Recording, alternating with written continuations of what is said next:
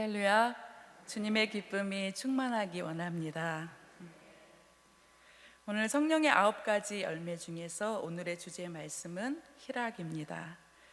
설교를 준비하면서 많은 고민을 하게 됐습니다.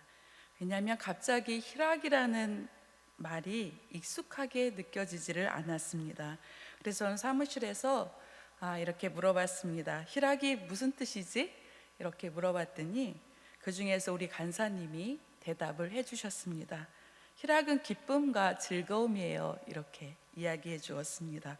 저는 그 이야기를 듣고 명쾌한 답이다.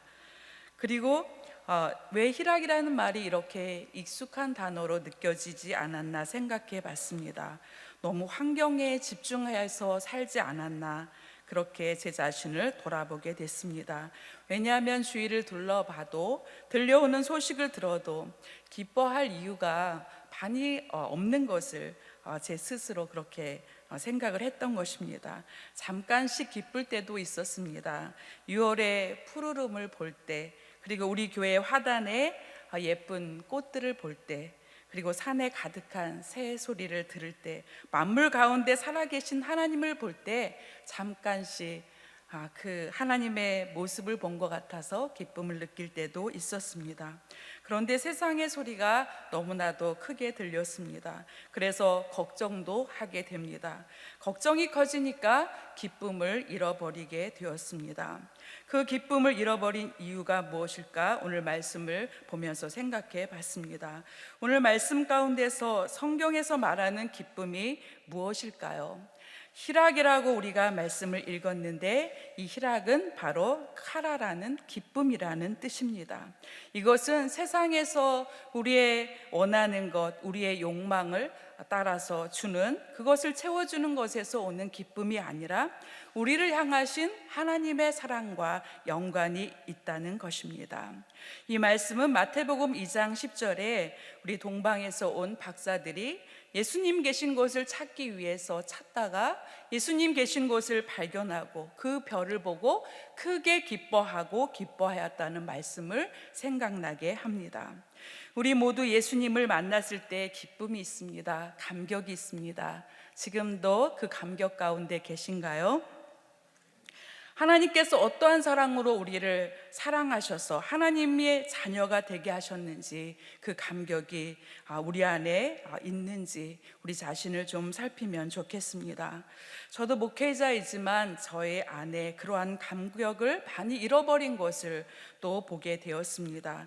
그래서 지금까지 나의 인생에서 세상에서 주는 기쁨이 아니라 하늘에서 주시는 하나님으로부터 온 기쁨을 느꼈던 때가 언제였나 한번 생각해 보게 되었습니다.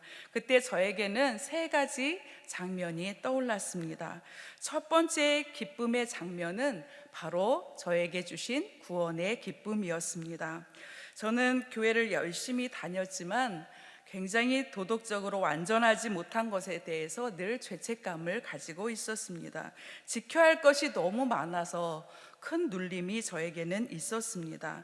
그런데 어느 날 하나님께서 저를 불러주셨고 저의 죄를 용서해 주셨고 저를 의롭다고 칭해 주셨습니다. 이러한 하나님을 만나고 예수님의 십자가 사랑을 만났을 때, 그때 그 감격과 그 기쁨을 저는 잊을 수가 없습니다. 정말 기쁨을 주체할 수 없어서 저는 친구에게 전화를 걸어서 예수님을 전하기도 했고, 또 믿지 않는 친구를 만나서 복음을 전하기도 했습니다.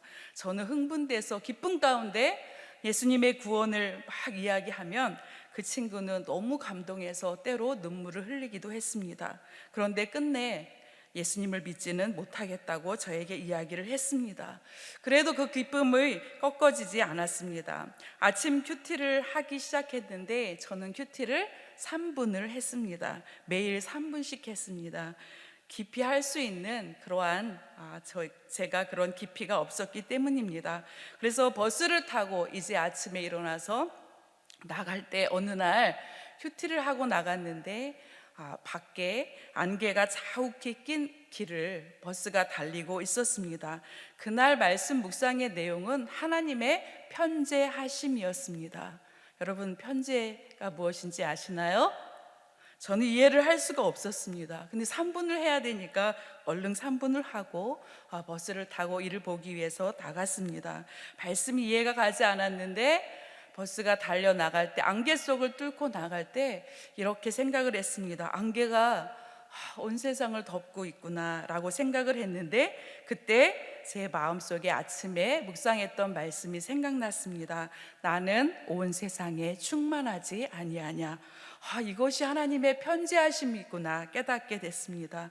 하나님은 내가 얼마나 하나님을 알고 싶은지, 또 하나님을 얼마나 말씀을 통해서 알아가고 싶은지 하나님이 아시는 것 때문에 제 마음에는 큰 기쁨이 넘쳤던 생각이 났습니다. 두 번째 기쁨의 장면이 떠올랐습니다. 그것은 전도를 할 때, 전도 훈련을 받았을 때입니다. 저는 초등학교 때부터 전도를 잘했습니다. 왜 잘했냐면 교회 학교 선생님이 주일마다 학교에 가면 친구를 전도하라고 했습니다. 그래서 저는 선생님의 말에 순종하기 위해서 친구에게 가는데, 재밌게 노는 친구에게 갑니다. 근데 저는 좀 얼굴이 근엄했어요. 지금은 모르겠는데 근엄한 얼굴을 가지고 있었습니다. 굉장히 근엄한 얼굴로 열심히 즐겁게 노는 친구에게 가서 말했습니다. 너 다음 주에 교회 와야 해. 그런데 그 친구는 제 얼굴이 무서워서 교회에 나왔습니다. 이렇게 전도를 잘했는데 시간이 지나면서 저는 전도하는 법을 잊어버리게 됐습니다.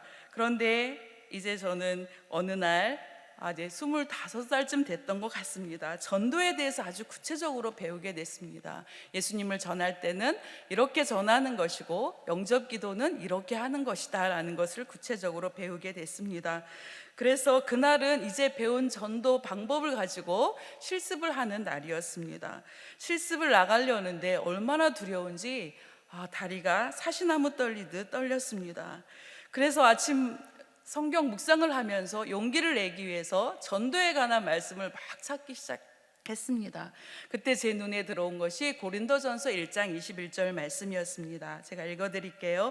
하나님의 지혜에 있어서는 이 세상이 자기 지혜로 하나님을 알지 못하므로 하나님께서 전도에 미련한 것으로 믿는 자들을 구원하기를 기뻐하셨도다. 이 말씀이 큰 힘이 되었습니다. 전도하는 것이 정 미련한 방법 같지만 하나님이 기뻐하시는 방법이니까 순종해야 되겠다. 이 말씀을 가지고 우리 함께 다 같이 기차역으로 갔습니다. 기차역으로 가서 이제 기차 타기 위해서 기다리는 사람들에게 배운 전도의 방법으로 실습을 하는데, 이제 준비해 간 그 복음지를 읽어주면서 복음을 전했습니다. 그런데 말을 잘 듣는 분도 있었고 심하게 거절하는 사람도 있었습니다. 그런데 그 전도를 끝내고 돌아올 때 저의 마음에 기쁨이 충만했습니다. 그 충만한 터질 듯한 기쁨을 저는 잊을 수가 없습니다. 또 세 번째로 생각났던 하나님으로부터 온 기쁨이 있었습니다. 그것은 제가 수련목으로 전도사로 있었을 때 그 교회에 한 집사님이 이사를 오셨습니다. 그 집사님이 등록하셨는데 모습이 굉장히 건장하고 또 외모가 굉장히 젊으셨습니다. 그런데 그 집사님은 암을 앓고 계셨습니다. 그래서 교회에서 함께 예배를 드리고 식사를 하는데 그 집사님은 식사를 조금밖에 하시지를 못했습니다. 그런데도 교회의 여러 가지 부족한 일들을 다 해주셨습니다. 저희 교회에 또 사진을 전문적으로 찍는 분이 없었는데 그분이 오셔서 사진을 찍어 주셨고, 또 교회에 눈이 많이 내리면 그 집사님의 사는 집은 교회보다 높은 곳 아파트에 사셨는데 그 아파트에서 항상 교회 마당을 내려다 보시다가 눈이 오면은 눈을 치우기 위해서 그 집사님은 내려오셔서 눈을 치웠습니다. 그리고 또 밤에 교회 현관등이 켜져 있지 않으면 새벽에 또 기도하러 오시는 성도님들이 불편할까봐 밤에 내려와서 그 현관의 등을 켜주시는 여러 가지 일을 해주시는 집사님이셨습니다. 그런데 그 후에 몸이 많이 안 좋아지셨고 병원에 오랫동안 입원하게 되었다는 소식을 저는 듣게 됐습니다. 안수를 받고 그 교회를 떠났기 때문에 담임 목사님에게 연락을 드리고 병원으로 찾아가게 되었습니다. 그때 그 집사님은 굉장히 위독한 상태에 계셨고 가족이 둘러 있었습니다. 얼굴을 뵐 수가 없었는데 얼굴을 이렇게 고개를 숙이고 엎드려 계셨기 때문에 얼굴을 뵐 수는 없었습니다. 그래서 가서 조용히 기도를 드렸습니다. 그때 그 병실에는 찬양 음악이 흘러나오고 있었고 저는 그 찬양 음악을 들으면서 제 마음에 찬양이 들려오기 시작했는데 바로 시온의 영광이 빛나는 아침이라는 찬양이 제 마음속에서 들려오기 시작했습니다. 그러면서 그 병실 안이 기쁨으로 가득 차게 되었습니다. 그런데 그 기쁨은 이 세상에서 한 번도 느껴보지 못한 기쁨이었습니다. 그래서 그 기쁨을 표현할 단어가 있을까 생각해 봤는데 그 기쁨을 표현할 수 있는 단어는 바로 희락이었습니다. 우리 로마서 5장 1절부터 4절 말씀에 기록되어 있습니다. 그러므로 우리가 믿음으로 의롭다 하심을 받았으니 우리 주 예수 그리스도로 말미암아 하나님과 화평을 누리자. 또한 그로 말미암아 우리가 믿음으로 서 있는 이 은혜에 들어감을 얻었으며 하나님의 영광을 바라고 즐거워하느니라. 다만 이뿐 아니라 우리가 환난 중에도 즐거워하나니 이는 환난은 인내를, 인내는 연단을, 연단은 소망을 이루는 줄 알미로다. 기쁨의 근원이 어디에 있는지, 기쁨의 근원이 무엇인지 이 말씀을 통해서 우리는 깨달을 수 있습니다. 우리의 기쁨의 근원은 어디 있습니까? 바로 하나님께서 믿음으로 우리를 의롭다 하시고 우리가 믿음으로 그 은혜에 들어간 것이 우리의 기쁨의 근원인 줄 믿습니다. 이 은혜가 있다면 우리는 환난 중에서도 기뻐할 수 있습니다. 왜냐하면 이 환난은 우리로 하여금 인내함을 갖게 하고 또 우리가 인내할 때 우리의 믿음은 더 강하여지고 더 연단되어져서 하늘의 소망으로 하나님께서 채워주신다는 것입니다. 그리고 주님이 성령 안에서 주시는 이 기쁨이 우리 안에 있다면 우리는 이 땅에서 어떠한 일을 만나도 기쁨을 누리면서 살아갈 수 있는 줄 믿습니다. 고린도후서 4장 8절에서도 말씀합니다. 우리가 사방으로 우겨쌈을 당하였고 또 답답한 일을 당하였다고 말씀합니다. 그런데 우겨쌈을 당하여도 쌓이지 아니하고 답답한 일을 당하여도 낙심하지 아니하고 박해를 받아도 버림받지 아니하고 거꾸러뜨림을 당해도 망하지 아니한다고 말씀합니다. 왜냐하면 우리의 심령 가운데 기쁨이 있다면 이 모든 환난과 어려움을 넉넉히 이길 수 있기 때문입니다. 우리 모두가 이 기쁨으로 어떠한 환경에 있든지 나는 지금 우겨싸움을 당했습니다. 나는 답답합니다. 나는 낙심할 수밖에 없는 일을 겪고 있습니다. 너무 힘이 듭니다. 주님께 이렇게 고백을 할지라도 주님이 우리 안에 주시는 기쁨을 통해서 모든 일을 이겨나가는 귀한 성도님들 되시기를 간절히 원합니다. 오늘 본문이 갈라디아서 5장 22절부터 23절 말씀입니다. 성령님의 열매에 대해서 말씀합니다. 오직 성령의 열매는 사랑과 희락과 화평과 오래 참음과 자비와 양성과 충성과 온유와 절제니 이 같은 것을 금지할 법이 없느니라. 성령님께서 우리 안에서 아름다운 성품을 만들어 주시는데 오늘 그 성품이 희락입니다. 기쁨의 열매를 우리에게 주신다고 약속하셨습니다. 이 세상은 불의한 일로 가득 차 있습니다. 육체의 일로 가득 차 있어서 그것을 금지하지 않고 막지 않으면 너무나 혼란 가운데 있을 수밖에 없습니다. 육체의 일은 분명하다고 갈라디아서는 말씀하고 있습니다. 육체의 일이 무엇입니까? 바로 우상 숭배하는 것과 원수를 맺는 것과 분을 내는 것과 당을 짓는 것, 또 이단과 투기하는 것, 술 취하는 것, 방탕한 모든 일들이 다 육체의 일이라고 말씀합니다. 이것은 우리에게 무엇을 가져다 줍니까? 고통과 괴로움을 가져다 줍니다. 그런데 성령의 열매는 금지할 법이 없다라고 말씀합니다. 그만큼 우리가 성령의 인도를 따라갈 때 모든 것을 하나님께서 아름답게 만들어 주신다는 것입니다. 저는 영화 중에 좀 기억나는 영화가 있는데 오두막이라는 그 영화를 본 기억이 있습니다. 그 주인공이 딸을 잃는 큰 아픔 가운데 있었습니다. 그의 상처가 어떻게 치료될 수 있을까? 저도 그 영화를 보면서 고민을 하게 됐는데, 하나님께서 그에게 오셔서 그를 치료해 주는 과정입니다. 성부와 성자와 성령이 사람의 모습으로 이렇게 나타나게 됩니다. 그런데 성령께서 치료하는 모습을 영화로 보여주고 있는데, 어떤 모습이었냐 하면 밭이 있었는데 그 밭은 굉장히 혼란스러운 밭이었어요. 엉겅퀴도 나고 잡초와 아주 아름답지 못한 풀들이 가득한 방치된 그런 밭이었습니다. 그런데 성령께서 그 밭에 가까이 가셔서 그 밭을 아름답게 꾸며주시는데, 이후에 그 모습을 보니까 꽃들도 질서대로 아름답게 피어 있었고, 엉겅퀴와 잡초들도 다 사라지고 깨끗하고 아름다운 밭, 향기 나는 밭으로 만들어 주시는 것을 보게 됐습니다.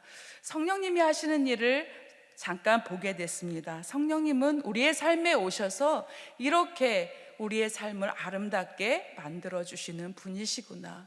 도저히 그 모습, 밭의 처음 모습을 봤을 때 이것이 어떻게 깨끗하게 변할 수 있을까? 이 밭이 어떻게 아름답게 될 수 있을까? 도저히 불가능할 것 같이 보였습니다. 그런데 성령님은 정말 아름답고 질서 있고 기쁨이 넘치는 곳으로 만들어 주신 것을 보게 됐습니다. 하나님께서 성령으로 우리 안에 오셔서 우리 각 사람의 삶을 이렇게 아름답고 기쁨이 넘치는 삶으로 만들어 주실 줄 믿습니다. 그래서 성령께서 맺게 하시는 기쁨이 우리 안에 희락의 열매가 풍성하도록 성령님은 오늘도 우리 안에서 그 일을 하고 계신 줄 믿습니다. 우리 느헤미야 8장 10절을 볼 때 느헤미야가 백성에게 말씀한 말씀이 있습니다. 우리 함께 읽겠습니다. 느헤미야가 또 그들에게 이르기를, 너희는 가서 살찐 것을 먹고 단 것을 마시되 준비하지 못한 자에게는 나누어 주라. 이날은 우리 주의 성일이니 근심하지 말라. 여호와로 인하여 기뻐하는 것이 너희의 힘이니라. 아멘. 여호와로 인하여 기뻐하는 것이 너희의 힘이라고 말씀합니다. 근심하지 말라. 여호와로 인하여 기뻐하면 하나님께서 큰 능력으로 함께 하신다는 것입니다.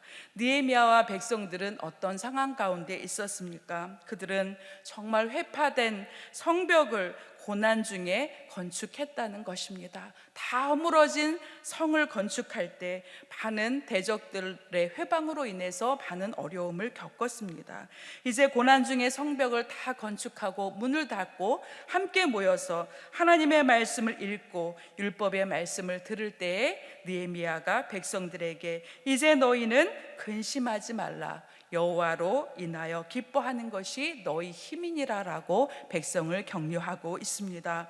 오늘 우리에게 주시는 하나님의 말씀은 우리가 어떤 상황에 있든지 여호와로 인하여 기뻐하는 것이 우리의 힘이 될 줄 믿습니다. 우리가 이렇게 고백할 때 하나님께서 우리를 다시 하나님의 거룩한 백성으로 세워 주실 줄 믿습니다. 우리 함께 읽은 본문의 말씀 데살로니가 전서 5장 16절입니다. 항상 기뻐하라. 이것이 우리를 향한 하나님의 뜻입니다. 항상 기뻐하라. 쉬지 말고 기도하라. 범사에 감사하라. 이렇게 하면 우리 안에서 숨겨 있었던, 잃어버렸던 모든 기쁨을 하나님께서 회복해 주신다는 것입니다. 저도 처음에 고백을 했습니다. 하나님, 제가 다 기쁨을 잃어버렸습니다. 기쁨의 주님께 제가 집중하지 못해서 저의 기쁨을 많이 잃어버렸습니다. 고백을 하게 됐고, 저는 오늘 새벽에 기도하면서 찬양 음악을 들으면서 기도할 때 저는 많은 은혜를 받게 됐습니다. 제가 은혜 받았던 찬양의 가사는 이 찬양이었어요. 사랑해요, 사랑해요, 목소리 높여 경배해요, 내 영혼 기뻐. 오 나의 왕, 나의 목소리 주님 귀에 곱게 곱게. 그 다음 가사가 생각이 안 납니다. 곱게 곱게 들리길입니까? 예. 하나님, 저의 목소리가, 사랑하는 목소리가 주님 귀에 들렸으면 좋겠습니다. 내가 하나님을 얼마나 기뻐하는지, 내가 얼마나 이 기쁨을 회복하고 싶은지, 하나님 나 기뻐하고 싶어요. 나의 이 목소리가 주님 귀에 들려서 제가 기쁨을 회복하기 원합니다 하고 하나님 앞에 기도했을 때 하나님께서 기쁨을 회복시켜 주셨습니다. 주님의 마음이 우리 안에 이 기쁨을 회복시켜 주시기를 원합니다. 우리가 주님을 찬양하고 기뻐하고 감사할 때 주님은 우리 안에서 이 넘치는 하나님의 기쁨으로, 성령 충만함으로 우리를 이끌어 주실 줄 믿습니다.